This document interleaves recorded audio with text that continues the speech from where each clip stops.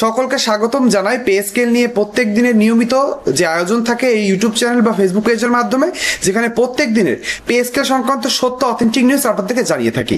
আজকের ভিডিওটিতেও pay scale নিয়ে অনেক গুরুত্বপূর্ণ কিছু বিষয় রয়েছে। পে স্কেল গ্যাজেট কবে প্রকাশ পাচ্ছে, বকেয়া বেতন আপনি একবারে পাবেন নাকি কয়েক মাসে ভাগ করে দেওয়া হবে, 1 থেকে 20তম গ্রেডে সরকারি চাকরিজীবীদের বেতন আসলে কতটুকু কাটছাটের পরে বাস্তবায়ন হচ্ছে তা নিয়ে সকল তথ্য থাকছে এই ভিডিওর মাধ্যমে। এই ভিডিওটি দেখলে যে যে বিষয় সম্পর্কে আপনি জানতে পারবেন সেটি থাকছে আপনার মোবাইল বা কম্পিউটার স্ক্রিনে। প্রথমে আমরা জানবো পে স্কেল গ্যাজেট নিয়ে সর্বশেষ আজকে পর্যন্ত কি আপডেট রয়েছে। তারপরে আমরা জানবো জুলাই, আগস্ট ও সেপ্টেম্বর 3 মাসের বকেয়া বেতন কিভাবে সমন্বয় করা হবে। যেহেতু আমরা জেনে গিয়েছি সেপ্টেম্বর মাসের ভিতরেই পে স্কেল গ্যাজেট প্রকাশ পাচ্ছে, তাহলে 3 মাসের বকেয়া হয়, এই 3 মাসের বকেয়া বেতনটি কিভাবে সমন্বয় করা হবে, কতটুকু কেটে রাখা হবে, কতটুকু আপনার ব্যাংক অ্যাকাউন্টে ঢুকবে সে নিয়ে আলোচনা থাকবে ভিডিওর দ্বিতীয় অংশে। এবং সর্বশেষ অংশে থাকবে 1 থেকে 20তম গ্রেডের সম্ভাব্য চূড়ান্ত বেতন তালিকা আমরা জানবো। এই 3টা গুরুত্বপূর্ণ কোশ্চেনের অ্যান্সার থাকবে এই ভিডিওর মাধ্যমে। তাই বলবো ভিডিওটি না টেনে একদম শেষ পর্যন্ত দেখলে আপনার মনের সকল কনফিউশন আশা করি দূর করে দিতে পারবো। তাহলে চলুন আমরা সময় নষ্ট না করে ভিডিওর মেন অংশে চলে যাই এবং সর্বশেষ আপডেটগুলো জেনে নিই। আমরা ভিডিও মেন অংশে চলে এসেছি।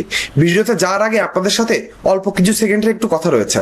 আমি মনে করি সব থেকে গুরুত্বপূর্ণ বিষয় এটি, আপনারা ইতিমধ্যে জেনে গিয়েছেন সেপ্টেম্বর মাসের ভিতরেই সরকার পে স্কেল গ্যাজেট প্রকাশ করবে, তেমন টার্গেট নিয়ে কিন্তু সরকার কার্যক্রম চালাচ্ছে। আমরা ধরে নিলাম সেপ্টেম্বরের ভিতরে আপনার পে স্কেল গ্যাজেট প্রকাশ হয়ে গেল, কিন্তু আমরা এখন কিন্তু জানতে পারছি পে স্কেল গ্যাজেট 2 ধাপের পরিবর্তে 3 বা 4 ধাপে বাস্তবায়ন করা হবে।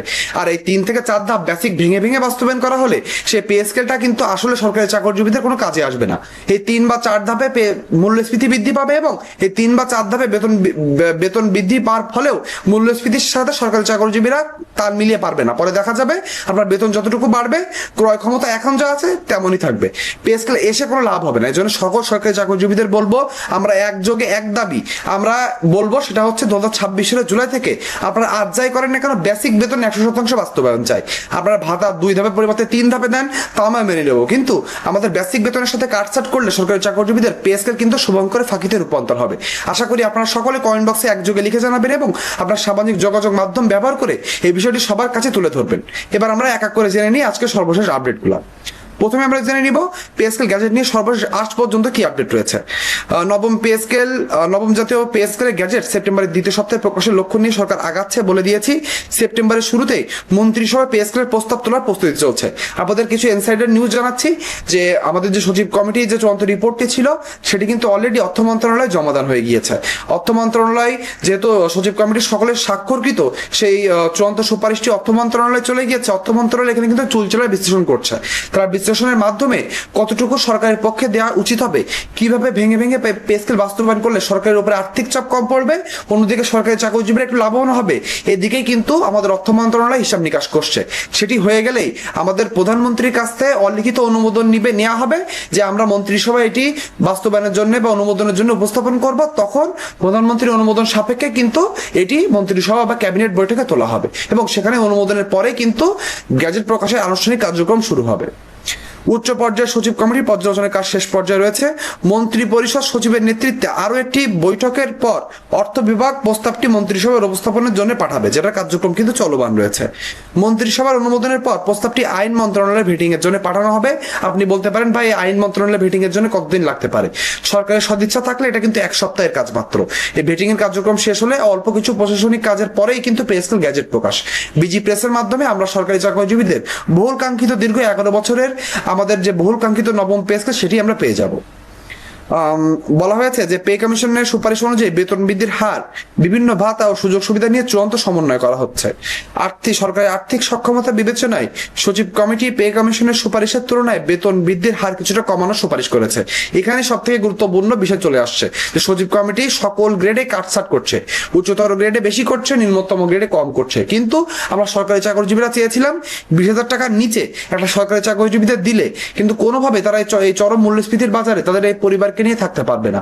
সরকারের কাছে আমরা পে স্কেল গ্যাজেট হওয়ার আগ পর্যন্ত আমাদের একটাই দাবি থাকবে, 20,000 টাকার নিচে নয়, এই এমন ভাবে পে স্কেলটি বাস্তবায়ন করতে হবে। আপনি উচ্চ দিকে সচিবদের বেতন একটু কমিয়ে দিন, তাদের হচ্ছে বেতন যেটা 1,60,000 টাকা সুপারিশ করা হয়েছে সেখান থেকে মিনিমাম 1,20,000 বা 30,000 আনা সম্ভব, কিন্তু আপনি এই 16,500 টাকা যদি রাখেন তাহলে কিন্তু সরকারি চাকরিজীবীদের যে দীর্ঘ 11 বছরের প্রতীক্ষা রয়েছে সেটা কিন্তু আসলে কোনো আসল ফল পাবে না।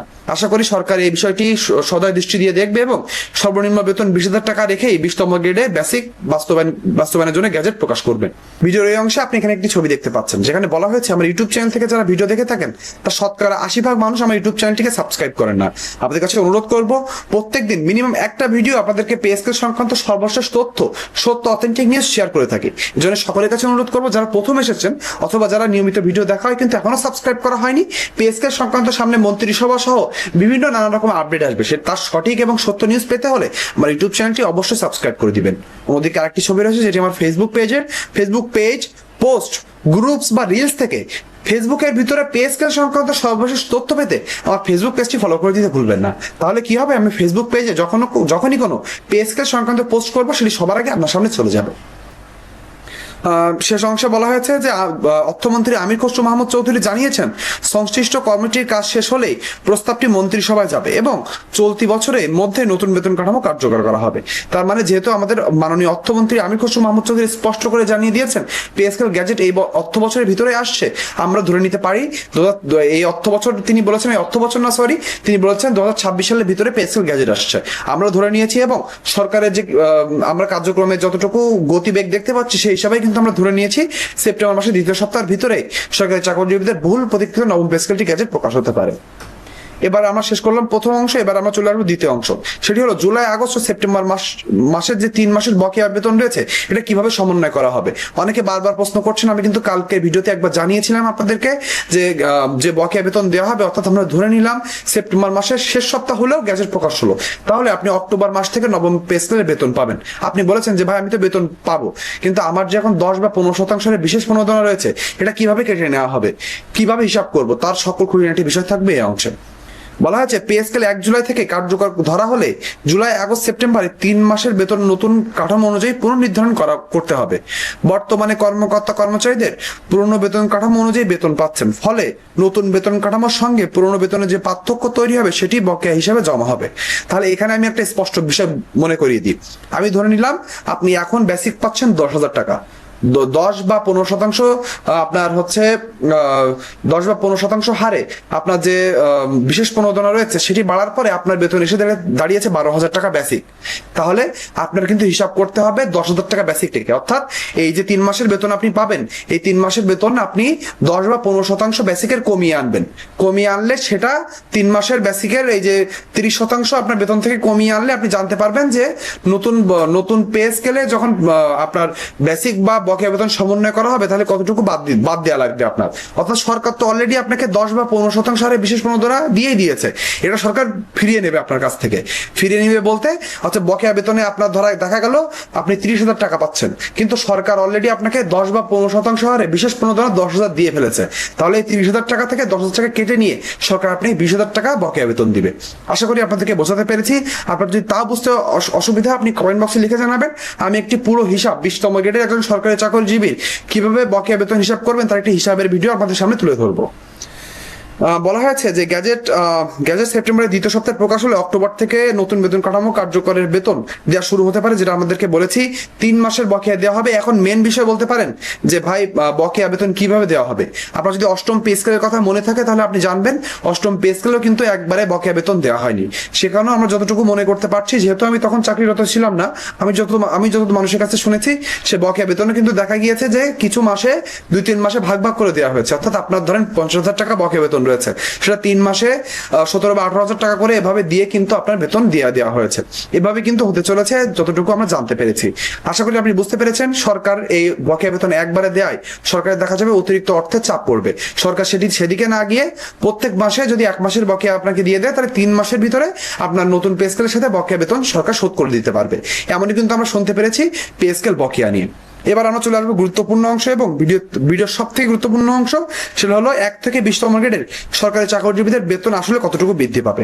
আপনাদের সকলের মনে প্রশ্ন রয়েছে যে ভাই সবই তো বুঝলাম, আমরা জানতে পেরেছি যে সর্বনিম্ন গ্রেডে অর্থাৎ 20তম গ্রেডে সর্বোচ্চ বেতন 100% বৃদ্ধি পাবে, তার মানে 8,250 টাকা থেকে তার 16,500 টাকা সর্বোচ্চ বৃদ্ধি পাবে। তাহলে আপনার বেতন কেমন হবে তার একটি তালিকা আপনাদের সামনে তুলে ধরেছি।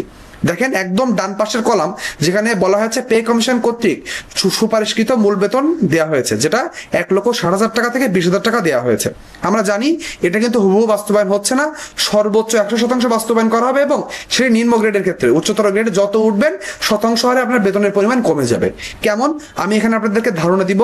নবম গ্রেড থেকে 20তম গ্রেড পর্যন্ত আমি আপনাদেরকে পড়ে জানাবো যে এই যে বেতন আমি প্রস্তাবিত বেতনটি আমি তুলে ধরবো, এর কাছাকাছি বেতন হবে। অর্থাৎ দেখা যাবে আমি যে বেতন আপনাদেরকে বলে দিচ্ছি এর 2,000 টাকা কম বা 1,000 টাকা কম, 1,000 টাকা বেশি, এমনই কিন্তু হতে চলেছে। খুব বেশি হেরফের হবে না, কেননা আমি কিন্তু এখানে ভালোভাবে হিসাব করে 80 থেকে 100% ভিতরে একটা হিসাব করে আপনাদেরকে বেতন কি কেমন হতে পারে তার একটি ধারণা দেওয়ার চেষ্টা করেছি। তাহলে চলুন আমরা জেনে নিই। যেহেতু নবম গ্রেড এবং 20তম গ্রেড এটা হচ্ছে এন্ট্রি লেভেল চাকরি, এখান থেকে আমরা জানবো। আর যদি আপনি অন্য কোনো গ্রেডের অর্থাৎ নবম গ্রেডের উপরে কোনো গ্রেডের বেতন বা বেসিক সম্পর্কে জানতে চান, তাহলে আশা করবো যে আপনি ভিডিওটি পজ করবেন এবং দেখে নিতে পারবেন। তাহলে চলুন আমরা জেনে নিই। নবম পে স্কেলে যেটা 22,000 টাকা বেসিক রয়েছে, অষ্টম পে স্কেলে সেটা বেড়ে দাঁড়াতে পারে 40,700 টাকায়। 10তম গ্রেডে 16,000 টাকা থেকে আসবে 29,600 টাকায়। 11তম গ্রেডে 12,500 টাকা থেকে বেড়ে 23,750 টাকা। 12তম গ্রেডে 11,300 টাকা থেকে 21,470 টাকা। 13তম গ্রেডে 11,000 টাকা থেকে বেড়ে 20,900 টাকা।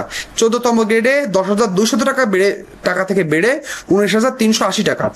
15তম গ্রেডে 9,700 টাকা থেকে বেড়ে 18,430 টাকা। 16তম গ্রেডে 9,300 টাকা থেকে বেড়ে 18,660 টাকা 18,600 টাকা। 17তম গ্রেডে 9,000 টাকা থেকে বেড়ে 18,000 টাকা। 18তম গ্রেডে 8,800 টাকা থেকে বেড়ে 17,600 টাকা। 19তম গ্রেডে 8,500 টাকা থেকে বেড়ে 17,000 টাকা এবং 20তম গ্রেডে 8,250 টাকা থেকে বেড়ে 16,500 টাকা। আশা করি আপনাদেরকে একটা ধারণা দিতে পেরেছি আপনার প্রস্তাবিত বেতন বা সম্ভাব্য বেতন কেমন হতে পারে। পে স্কেল সংক্রান্ত প্রত্যেক দিনের এই সত্য অথেন্টিক নিউজ পেতে আমার ইউটিউব চ্যানেলটি সাবস্ক্রাইব করে দিতে ভুলবেন না এবং আমার ফেসবুক পেজটি ফলো করে দিবেন। তাহলে কি হবে, আমি যখনই কোনো কিছু আপলোড করবো ফেসবুক এবং ইউটিউবে সেটি সবার আগে আপনার সামনে চলে যাবে।